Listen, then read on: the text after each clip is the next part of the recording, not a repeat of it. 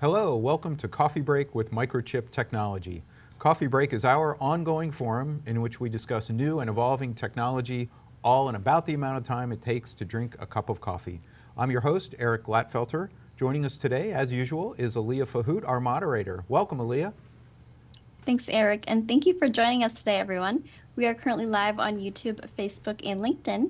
You can participate in today's episode by leaving your questions and comments in the chat, or you can email us at livestream@Microchip after the broadcast. Don't forget to follow us on LinkedIn and subscribe to our YouTube channel. Back to you, Eric. Thanks, Aliyah. Our topic today, temperature measurement techniques are heating up. Joining us today, we have two guests in the studio, Mitch Polonsky and remote Bryce Morgan. You're both veterans of Coffee Break, so welcome back. Oh, thanks. Hey, thanks, Eric. All right, on to our topic. Let's start with you, Bryce. Let's talk about the market a little bit. Is there an increase in the demand for temperature measurement? And if so, what's driving that? Oh, great question. Yeah, so temperature measurement, what is driving the increasing need for temperature measurement today is, I would say there's really a few factors. It's driven, let's start with the first one. It's driven by the advancements in technology, the demand for higher performance, and then also energy efficiency, right? So if we think about, applications today, they're getting smaller and smaller. Electronic devices are becoming smaller and more compact. And when you're packing more components closely together, this is leading to higher heat generation. And the need for temperature monitoring is needed more than ever today to prevent overheating. And accurate temperature measurement is essential to ensure those devices on the boards, in the systems, operate within the safe temperature limits and maintain optimal performance. And so next is the higher performance, right? We always like new advancements, faster functionality, more features. So with the advancement in technology, electronic devices are becoming more powerful, and with more powerful, it can tend to result in increased heat generation during operation. So those are concerns that need to be monitored to make sure that it operates the optimal performance of the components in the system. So that becomes essential. And then lastly, energy efficiency. Energy efficient electronic devices are on everyone's mind, right? You want to operate at higher voltages and higher frequencies. And that again can lead to increased heat production. So, overall, temperature measurement is essential for maintaining the functionality, the reliability, and the safety of electronic systems and devices. All right, thanks, Bryce. So Mitch, there are a variety of techniques that someone can use for temperature measurement. Right. Can you help us understand what are the foundational considerations that someone needs to think about when evaluating these techniques? Yeah, sure. Okay. So let's take what's the temperature range, and it's actually a little bit more subtle than people think about. But at a high level, yes, you have your esoteric, what am I creating, right? Am I creating an oven, a stove, and am I setting that stove up to broil in 500 degrees C, right? That's like an obvious element, right? What's my application temperature range? But then there is the system component temperature boundary conditions, right? And so when we talk about that, we have to take into consideration some of the sensitivities inside the system and the system components. I like to use the example of, I live in the desert in Arizona, and on a hot desert day, every once in a while, I'll get a warning from my tablet to take me out of the sun. Sure. Really funny. Yeah. But basically what's going on there is the LCD monitor has a sensitivity limit, and it doesn't want to be at that hot temperature. Yep. So there we have for the temperature range. Moving down the list in terms of considerations, we have, what accuracy is required. So again, the obvious one for the application accuracy, you think about I'm creating a thermostat, right? So maybe I need to set my thermostat to 1 degree C or 1 degree Fahrenheit, and that becomes the accuracy that I care about. But back to the boundary conditions and components and things like that, you know, we want to be able to have some sensitivity to the components inside again. And when we talk about accuracy with regards to that, we might start thinking about headroom, right? Where I need the system to warn me that I'm getting close to those boundary conditions. And if I'm more accurate, I have a little bit more time to react to those boundary conditions and have the system take action and manage that boundary condition. Going down the list, right? So we've got our package size and then our package placement. Package size, again, we have like some esoteric things like I'm making a smartwatch, and so the size is a big consideration, right? Sure. You can only deal with a certain height consideration or Z height because I don't want a thick smartwatch, right? It's just ugly. And then we have our placement is also an element of consideration. In terms of placement, a couple of things there to think about is when I have, I was involved in a design of a laptop in temperature measurement. It's surprising to know that there were 8 temperature sensors in the laptop, and the palm rests were actually being monitored for comfort. Another element for placement consideration might be thermal zones, right? Can I measure, use one temperature measurement to measure different thermal zones? And so that's an element of consideration. Maybe I can save money by doing one temperature that measures several different sensitive components in that zone. Okay. But lastly, and I think most obviously, is just the cost of the system, right? So I'm going to implement with some kind of component, and some components are more expensive than others. If we go with the least expensive, and I guess maybe Bryce will talk about this, we have thermistors and silicon type components being the least expensive on the budget scale. Okay. Yep. Thanks, Mitch. Okay, so Bryce, back to you. Can you help us understand how some of the solutions that we have compare across these parameters? So let's start with the temperature range and the accuracy. Sure. Yeah, exactly. So we've talked about some of the main considerations, or Mitch kind of touched on that. So now we need to talk about how do we choose, what's the best way to choose the right temp sensor type.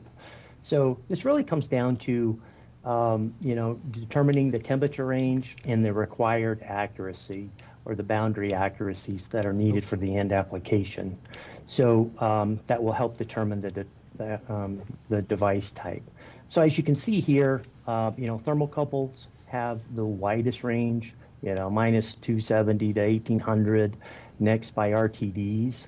And so I like to kind of think of RTDs and thermocouples in the similar bucket, right? And thermistors and silicon ICs, silicon devices in the same. But speaking specifically of let's start with thermocouples. So thermocouples are widely used in very hot extreme conditions, and such as industrial manufacturing, automotive, aerospace, and where extreme high temperatures can be found. We're showing here, like an oven, for example. Thermocouples are great in applications that have a rapid temperature change and their ruggedness, and those are really two very important considerations a designer has to think about. And RTDs, on the other hand, they are preferred for applications that require extreme accuracy. And we're showing here below from precision accuracy from most to least. So RTDs tops the list. You can typically get 0.1 C accurate max out of it, and then on down the line. So in terms of temperature accuracy, RTDs are typically at the top. But let's talk about an example here. So we're showing an oven, right? So how would a system designer choose between an RTD or a thermocouple that might be used in an oven? You could use either one if it goes to 600 degrees C, and there's certainly some cost challenges between. I mean, just the sensor itself, RTDs are typically much more expensive than thermocouples.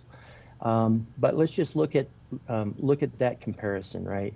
So if the system designer requires in an oven, for example, wants to be able to detect very rapid temperature changes, then a thermocouple would be the best option, would fit that need.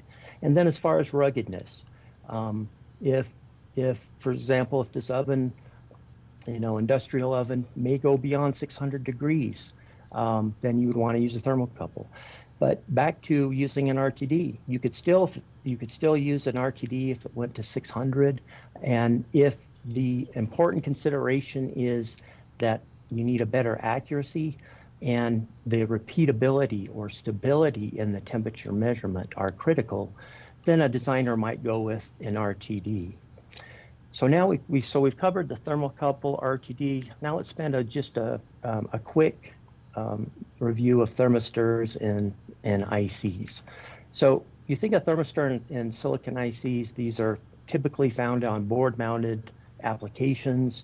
And starting with thermistors, these are often used. So a thermistor is really it is a temperature, resistance varies with temperature. The challenge with thermistors is they have a very limited linear range, right, that correlates to a resistance. And then in a typical thermistor, you have to be able to convert that resistance to a voltage, and then compensate for it depending on the temperature range. So thermistors are often can be lower cost than ICs, and they find homes in very high volume applications in consumer electronics. You can see them in HVAC and different types of applications. And as far as silicon IC, right, these are typically, we're talking about temp sensor integrated circuits. These are favored for applications that require a higher accuracy. The ease of integration is very easy because a typical, say, digital temp sensor IC is a standalone part that will convert and present a accurate temperature value in digital form. So you just simply, it's a digital output, you simply read the value. So there is an ease of use advantage with using an integrated IC. And so, yeah, that about covers, that summarizes this, is that really comes down to, in the application, what are the boundary conditions or the concerns, the temperature range, what's the required accuracy. Thanks, Bryce. So you mentioned ease of use, so let's take a look at implementing each of these solutions as far as complexity and then also form factor. And I have to share with you, when I first saw this graphic, there's 4 options of form factor, and I immediately recognized the 2 on the right as they're very recognizable for an electronics engineer. Yep, those go on a PCB board. But the other 2 are a little bit different. So can you just, again, talk us through those form factors and the complexity of implementing each of these solutions? Sure, yeah.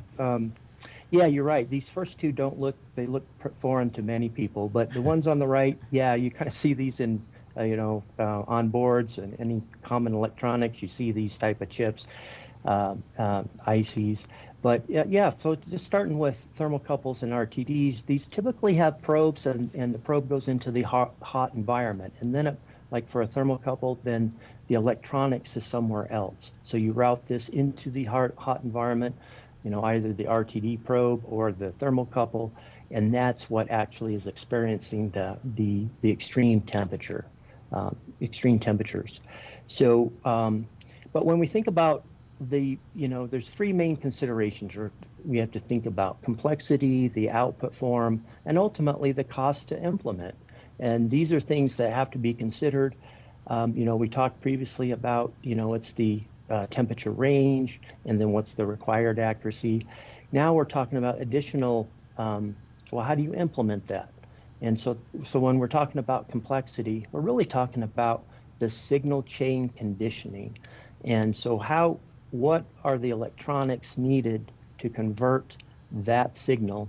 So for a thermocouple, it's a very minute voltage, and process that, amplify it, and then, make it in a usable or a readable fashion that a designer or that a system, an MCU could react to.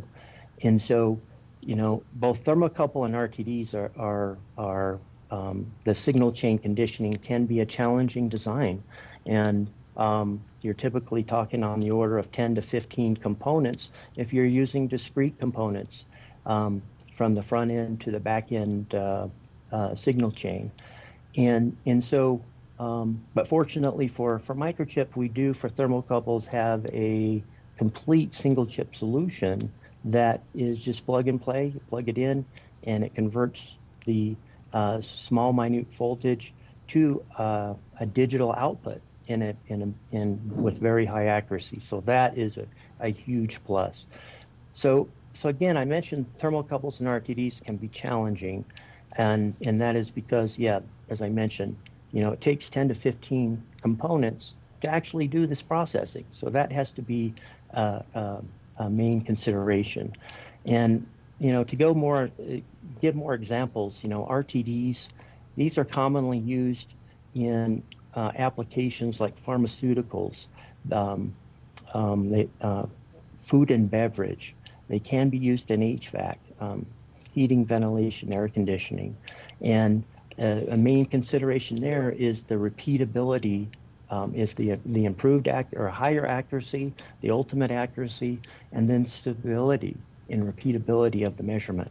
How critical those are to a designer. And so that's why we put, and we talk about cost. So when you consider relatively the cost to implement for thermocouple and RTDs can be expensive because you have the signal chain conditioning components that you have to consider. So now let's move on to the integrated IC and thermistor, right? So I'll put these two in kind of in the same bucket. They're both kind of board mounted. They go in systems. You can place them next to components that are hot in a system, but typically they monitor the board temperature and react to it fairly quickly. And so really the difference between the thermistors are preferred for very cost-sensitive applications in many different marketplaces like consumer electronics, low-cost electronics, can be used in automotive, different types of power supplies. So very low-cost applications.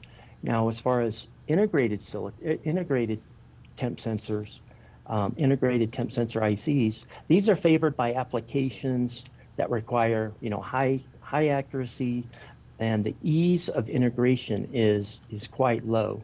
And why we say that is it's easy.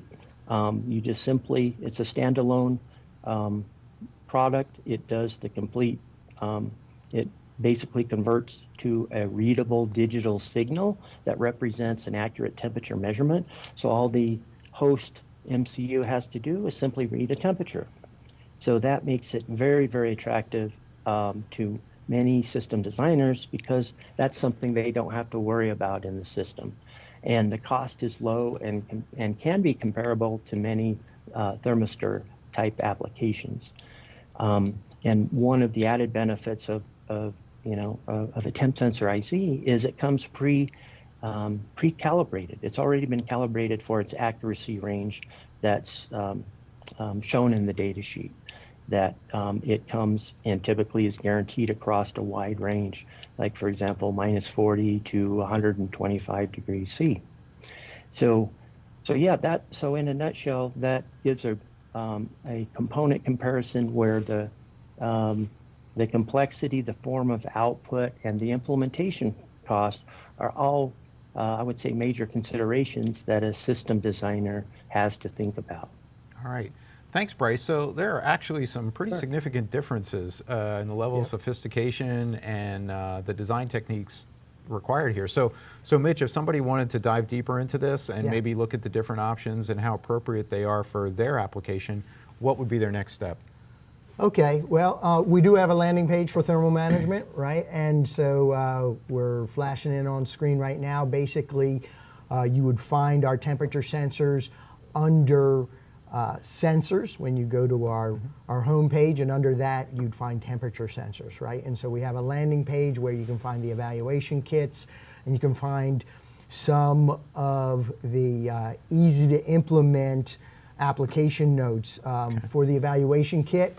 You know, Bryce mentioned a plug-and-play solution for thermocouples, which traditionally needs a lot of components, but with Microchip we're unique, and we have like a chip that connects to one of those thermocouples and an evaluation board that you can get online. And then alternatively, when we talk about, you know, the lower cost implementation opportunities, and we're talking about the silicon devices, we also have EVBs there.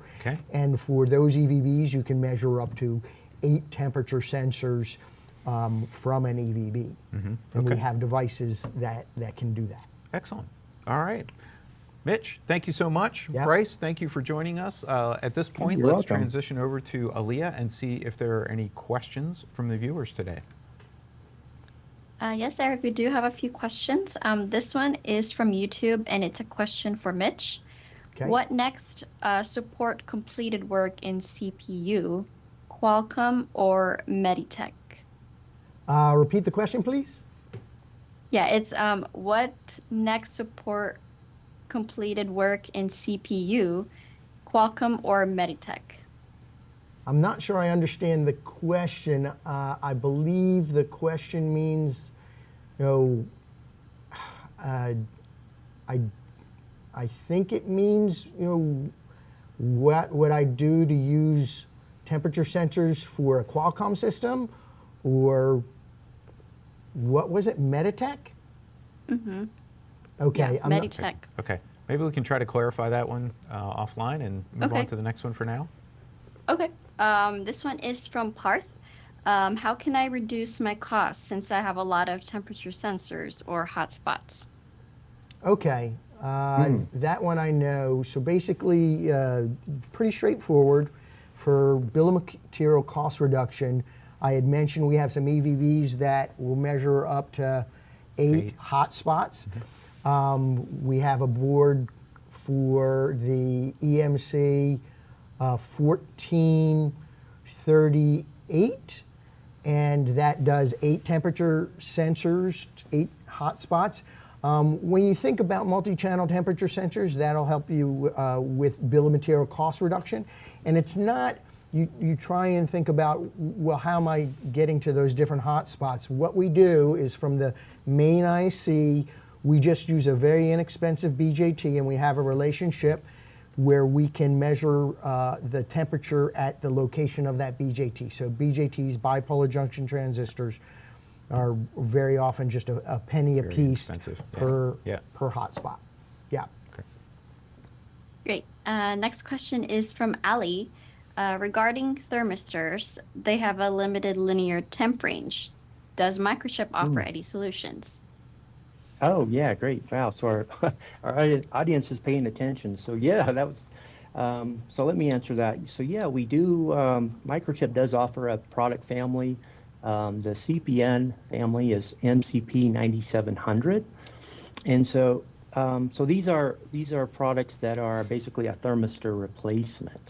And what it does, the value add here, the value addition is that they offer a very linearized. They're a very linearized, high accuracy thermistor IC, and it's across the wide temperature range. So there's no post-processing needed or algorithm or lookup table needed compared to a thermistor. And so, yeah, then those are available. Again, that's the MCP 9700 series family. Great, thanks, Bryce. I think we can do just a couple more questions. This one is from Edmund. You mentioned that thermocouples are complex to work with. Do you offer any resources that make it easier to design them in? Oh, yeah, yes, we do. And Mitch mentioned just quickly that we do have an evaluation kit available, which is easy to prototype, to plug and play, or to play with for the 9600. So we have the 9600 and a 9601 product family, and we have evaluation boards that are available today to help with your development and just to play with the 9600, because you can see the tremendous, it's very, when we say, I know we've mentioned this again, plug and play, but we're just simply talking about hooking up the 9600 to both ends of a thermocouple, and it does all the work. Provide, obviously power it, and it will retrieve and convert and does all the signal chain processing, and what it outputs is a high accuracy temperature value in an I2C format. So yeah, that was a great question. So you can find out more on Microchip's website under thermal management. Great, thanks, Bryce. Last question I have is from Jordan. You mentioned MCP 9600 products are a plug-and-play solution. Can you please clarify what that means compared to similar IC products on market? Oh yeah. Yeah, so I alluded to that a little bit. So by plug-and-play, it's just, it is a standalone solution. It's a single chip solution, and it replaces up to 15 different components, analog components. So if you were to build a separate system using discrete components, those typically are 10 to 15 components, and that's all replaced with a single chip solution. And in many cases, using the 9600, for example, you can get a better overall temperature accuracy, hot junction accuracy than you would than developing it yourself. So the ease of use with using the 9600 is great. And it's actually comparable to those, if you were to consider in price, it's comparable to those discrete components that you would build with. So the actual price is comparable, and provides a tremendous value and headache reduction by and large. Yeah. Awesome. Thanks, Bryce. Those are all the questions I have for you guys today. So thank you, Mitch. Thank you, Bryce. And for the audience, if you have additional questions or comments, you can email us at livestream@microchip.com after the broadcast. And don't forget to follow us on LinkedIn and subscribe to our YouTube channel. Back to you, Eric. Thanks, Aaliyah. Thank you again to our subject matter experts, Bryce and Mitch. Thank you most of all to our viewers for joining us today. Moving forward, please visit us at microchip.com/coffeebreak. You can see our schedule of upcoming sessions, you can subscribe for notifications, and you can peruse our library of previously recorded sessions. Please take a look at that. We hope to see you next time. Thanks. Thank you.